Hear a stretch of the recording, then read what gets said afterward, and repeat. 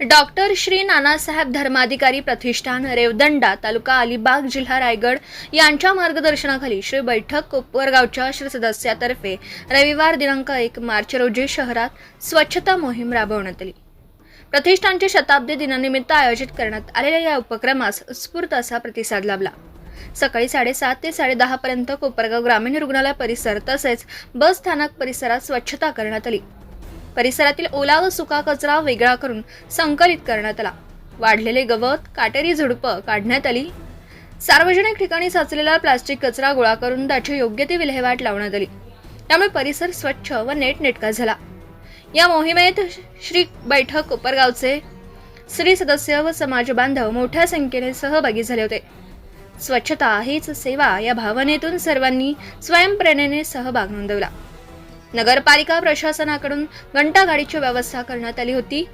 Doctor Shri Nanasaheb Dharmadhikari प्रतिष्ठानतर्फे राज्यभर स्वच्छता अभियान, वृक्षारोपण, रक्तदान शिबिर, साक्षरता व आरोग्यविषयक उपक्रम सातत्याने राबवले जातात।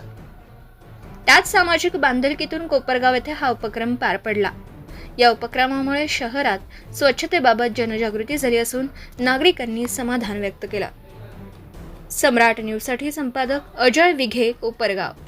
आज दिनांक 1 मार्च 2026 आज डॉक्टर श्री नानासाहेब धर्माधिकारी प्रतिष्ठान रेवदंडा तालुका अलिबाग जिल्हा रायगड यांच्यातर्फे आज जो स्वच्छता अभियान संपूर्ण भारतभर राबवण्यात येत आहे। नानासाहेब धर्माधिकारी यांच्या जन्मशताब्दीनिमित्त हा स्वच्छता अभियान महास्वच्छता अभियान संपूर्ण भारतात राबवण्यात आहे। त्याच्या अंतर्गत कोपरगाव येथे श्री बैठक कोपरगाव येथील श्री सदस्यांनी आपल्या कोपरगावमधील ग्रामीण रुग्णालय कोपरगाव व एसटी बस स्टँड कोपरगाव येथे स्वच्छता अभियान राबवले आहे। त्यासाठी आपण जवळपास 70 श्री सदस्यांनी यासाठी आपले परिश्रम घेऊन सहभाग नोंदवला आहे। त्या अंतर्गत आम्हाला जे येवला कोपरगाव नगर परिषद यांच्यातर्फे आम्हाला सहकार्य मिळाले। ते ट्रॅक्टर त्यांनी आम्हाला अवेलेबल करून दिला आहे। पूर्ण कचरा त्यांनी आम्हाला कचरा डेपोपर्यंत पोहोच केलेला आहे। अंदाजे पूर्ण सदस्यांनी अंदाजे 3 टनापर्यंत हा कचरा संकलित करून तो आम्ही कचरा डेपोकडे पाठवलेला आहे। तर ह्या प्रतिष्ठानतर्फे विविध उपक्रम राबवण्यात येतात। समाज कल्याणात समाज प्रबोधन संदर्भात जे उपक्रम आहे ते 37 जवळपास उपक्रम आहे। त्यात प्रामुख्याने स्वच्छता अभियान आहे, नंतर जल पुनर्भरण आहे, वृक्षारोपण आहे, वृक्ष संवर्धन आहे, नंतर ब्लड डोनेशन आहे, साक्षरता अभियान वर्ग पण चालवण्यात येत आहे। असे विविध उपक्रम या प्रतिष्ठानतर्फे राबवण्यात येते, जेणेकरून समाजासाठी त्याचा उपयोग होईल आणि समाजाला ते एक योग्य दिशा मिळेल। ह्याच प्रतिष्ठानतर्फे परमार्थिक तसेच समाज प्रबोधन कार्य राबवले जातात। तरी आम्हाला दिलेल्या सर्व कोपरगाववासी व नगरपालिकेने जे सहकार्य केले त्याबद्दल त्यांचे अभिनंदन व त्यांचे आभार व्यक्त करतो। आज सर्वप्रथम डॉक्टर श्री नानासाहेब धर्माधिकारी प्रतिष्ठान यांच्या जन्मशताब्दी निमित्त कोपरगावमध्ये जो कार्यक्रम राबवण्यात येत आहे, सरकारी दवाखाना म्हणा किंवा बस स्टँड म्हणा, अजून मी सकाळी मला निवारा सोबतर नगरमध्ये या भागामध्ये आपले काही कोपरगावचे श्री प्रतिष्ठानचे जे कर्मचारी भेटले, ते म्हणजे एकदम अतिउत्तम प्रकारे साफसफाई स्वच्छता मोहीम राबवण्यात येत आहे।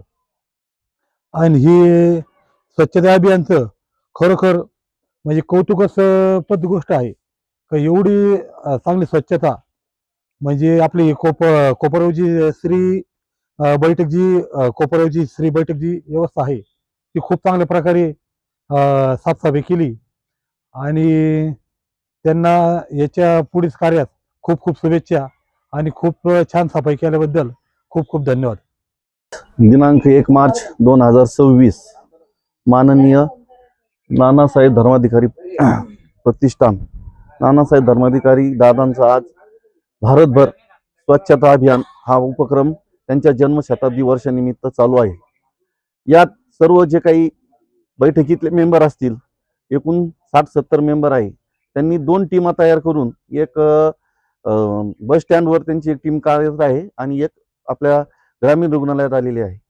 या पूर्ण टीमने दवाखान्याचा कानाकोपरा हा सुंदररित्या स्वच्छ केला आणि यात कुठल्याही प्रकारचं राजकारण किंवा काही नसून यांनी हे सामाजिक उपक्रम करत आहे.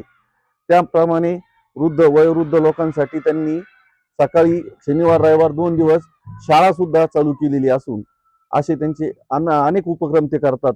म्हणजे रक्तदान असू द्या, स्वच्छता अभियान असू द्या, या उपक्रमातून आपण काहीतरी घेण्यासारखं आहे. कमीत कमी या नानासाहेब धर्माधिकारी प्रतिष्ठान येरवंडा यांनी जो काय हा उपक्रम हाती घेतलाय, हा प्रत्येक तरुणांनी असा जर उपक्रम हाती घेतला तर निश्चितच भारत आपला पुढे गेल्याशिवाय राहणार नाही. आणि प्रत्येक ठिकाणी राजकारण न करता काही ठिकाणी सामाजिक कार्यही करणं गरजेचं आहे. तरी मी आणि माझे पूर्ण परिवार, मित्र परिवार या टीमला पूर्ण शुभेच्छा देतो आणि या कार्याला पुढे हार्दिक शुभेच्छा देऊन यांचे आभार मानतो. धन्यवाद.